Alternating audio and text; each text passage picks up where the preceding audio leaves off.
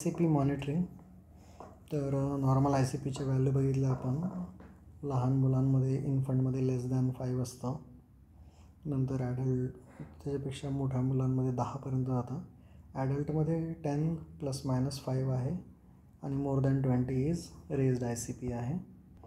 तर ह्या ICPच्या व्हॅल्यू आहेत. CSF प्रेशरच्या नाही आहेत. CSF प्रेशर ही वेगळी गोष्ट आहे.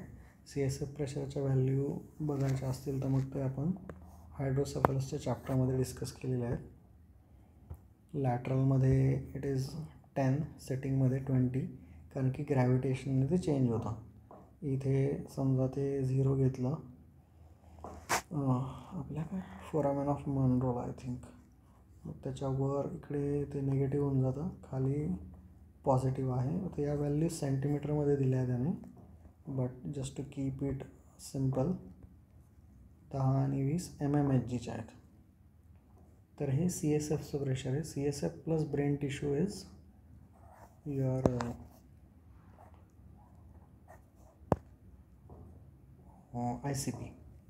ICP मॉनिटरिंगसाठी इंडिकेशन्स काय आहेत?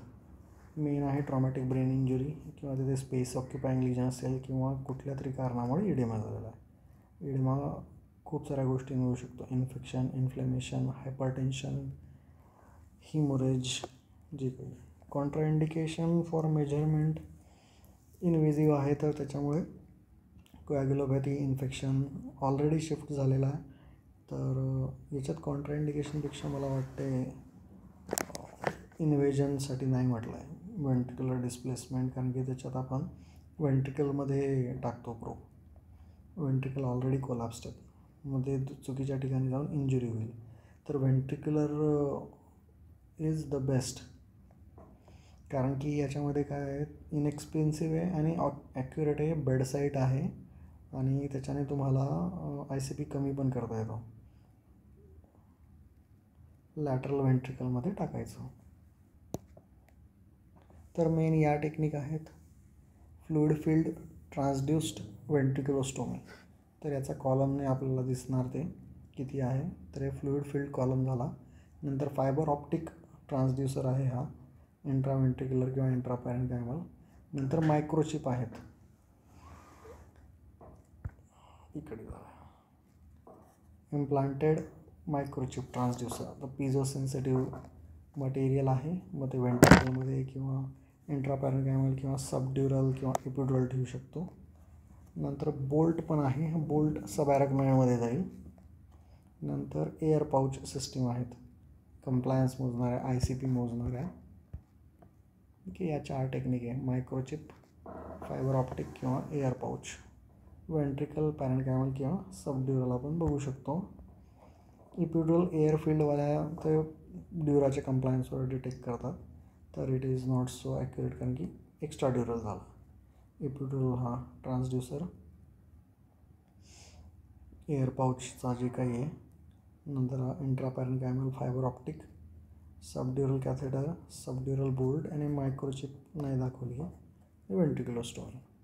मग नॉन इन्व्हेजिव्ह सगळ्यात कॉमन ट्रान्सक्रॅनियल डॉपलर आहे. झायगोमॅटिक आर्चच्या इथे ठेवलं तर मिडल सेरेब्रल आर्टरी दिसते.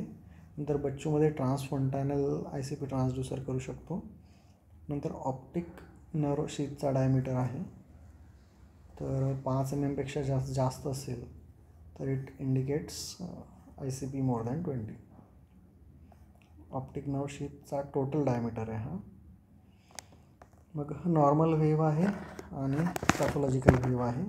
नॉर्मल हे आर्टेरियल पल्स सारखंच आहे. P इज परकशन वेव्ह आणि P3 इज डायक्रॉटिक वेव्ह.